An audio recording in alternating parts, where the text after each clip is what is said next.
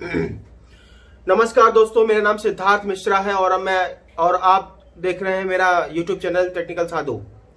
और मैं आप सभी का स्वागत करता हूं अपने इस चैनल टेक्निकल साधु पर।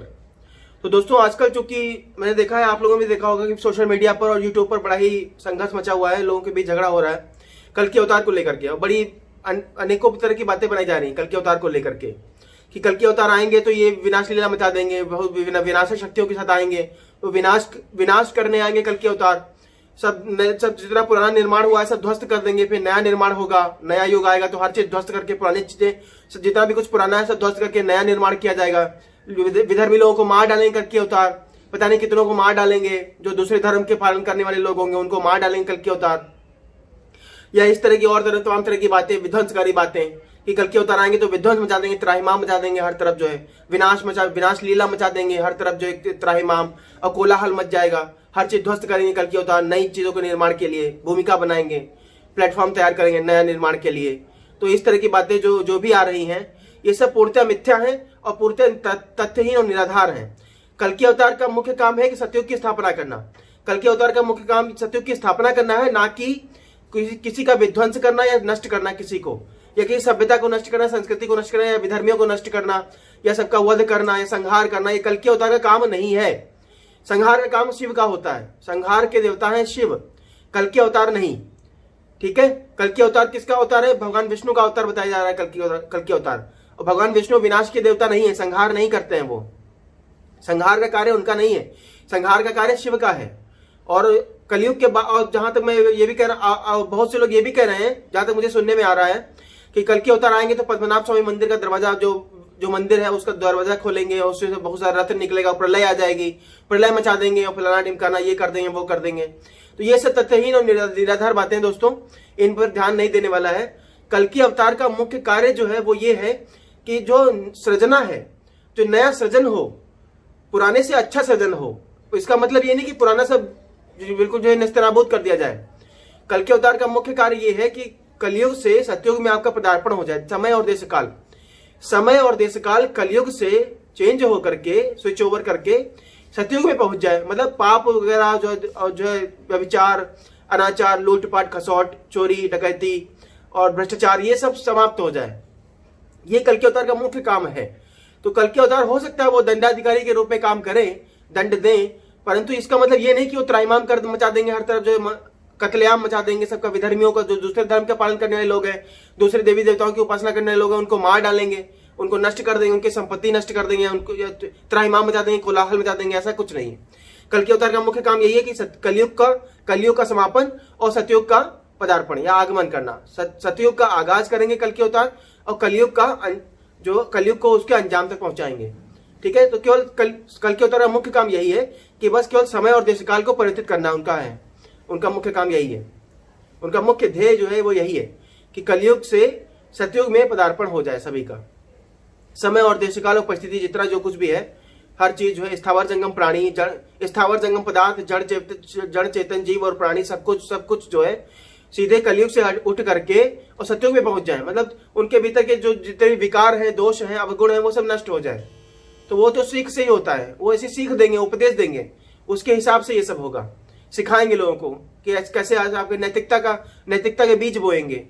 ठीक है, तो ये मुख्य काम है कल के अवतार का, ना कि सबकी आकर के मुंडी काटेंगे, सबका जो है संहार कर देंगे, मार डालेंगे और चारों तरफ प्रलय मचा देंगे, सबको सब त्राहिमाम होगी, प्रजा जनता सब रोएगी, चीखेगी, चिल्लाएगी, सब दौड़े भागेगी जो है, और हर तरफ से विनाश ही विनाश होगा। कल के अवतार करेंगे, तलवार उठा के जो है दुष्टों को मारेंगे, गले काटेंगे लोगों के। ऐसा कुछ नहीं है, ये कुछ नहीं होने वाला है। ये सब व्यर्थ की बकवास बातें हैं जो लोग कर रहे हैं आजकल, और अधिकतर लोग इन्हीं बातों को बढ़ावा भी दे रहे हैं। ठीक है, और जैसे कि कल की पुराण में लिखा है, कल की पुराण में कहा गया कि वहां पे जो कल की पुराण का अगर आप ठीक से अध्ययन करें तो उससे कल की पुराण का जो देशकाल जो आपको अनुमान लगेगा वो उस समय का देशकाल है जब राज्य व्यवस्था थी, राजतंत्र की व्यवस्था थी, राजतंत्र वाली। तो वर्तमान में देखिए कहीं पर भी कोई राजतंत्र नहीं है। ठीक है, ना ही कोई घोड़े पे चलता है कि घोड़े पे तलवार लेके चलता हो, तो ऐसा भी नहीं है। तो इस तरह की वो उस समय के परिवेश में लिखा गया कल की पुराण है, क्योंकि कलयुग कई हो चुके हैं ना, तो हर कलयुग में कल की अवतार होता है। तो हो सकता है किसी कलयुग में कल की अवतार हुआ हो, तो उस कल की अवतार का जो है वो पूरा उल्लेख ब्यौरा कथानक के रूप में, कहानी के रूप में, या जो है पौराणिक जो है इतिहास के रूप में वो लिपिबद्ध कर दिया गया हो, लिख दिया गया हो। अब मैं बताता हूं कि सतयुग, त्रेता, द्वापर और कलयुग में अंतर क्या है। तो दोस्तों सतयुग, त्रेता, द्वापर और कलयुग में अंतर सिर्फ इस बात का है कि दिशाएं और आयाम। आयाम समझते हैं आप, जैसे आप जिन लोगों ने विज्ञान पढ़ी है वो जानते होंगे आयाम क्या चीज होती है। ठीक है, आयाम का मतलब है कि एक समय में आप, जैसे मान लिया आप हो तो आप कोई कार्य एक समय में एक कार्य कर सकते हो। तो आयाम का मतलब है जैसे 4 आयाम जो है एक्टिव हैं, तो आप एक समय में 4 काम एक साथ कर सकते हो, वो भी बिना प्रभावित हुए। आपका कोई भी काम, आपके भिन्न भिन्न काम प्रभावित नहीं होंगे और आप एक समय में एक साथ 4 काम कर सकते हो, इसको आयाम बोलते हैं। अगर आयाम 6 एक्टिव हो जाए, इसका मतलब आप एक साथ एक ही समय में जो है 6 काम कर सकते हो बिना प्रभावित हुए, बिना अफेक्ट हुए, ये आयाम होता है। तो कलयुग, त्रेता, कलयुग, द्वापर, त्रेता और सतयुग, ठीक है। तो इन युगों में अंतर क्या होता है, आयाम और दिशाओं का अंतर होता है। तो मैं बता दूं दोस्तों कि 12 दिशाएं होती हैं, 4 उप दिशाएं होती हैं और 16 आयाम होते हैं। ठीक है, 12 दिशाएं, 4 उप दिशाएं और 16 आयाम होते हैं।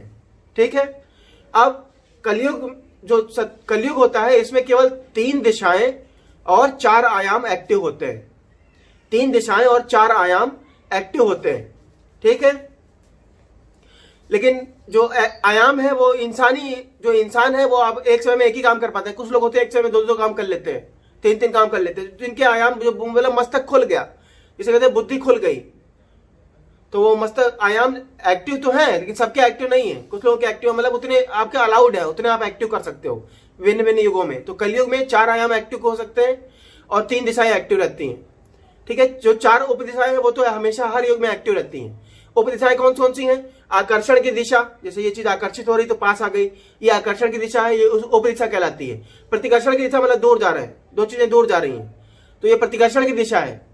फिर चक्रण, क्लॉकवाइज और एंटी क्लॉकवाइज, 2 चक्रण, तो ये 4 दिशाएं उप दिशाएं कहलाती है। आकर्षण की दिशा, प्रतिकर्षण की दिशा और क्लॉकवाइज चक्रण और एंटी क्लॉकवाइज चक्रण यानी स्पिन मोशन, ये उप दिशाएं कहलाती हैं।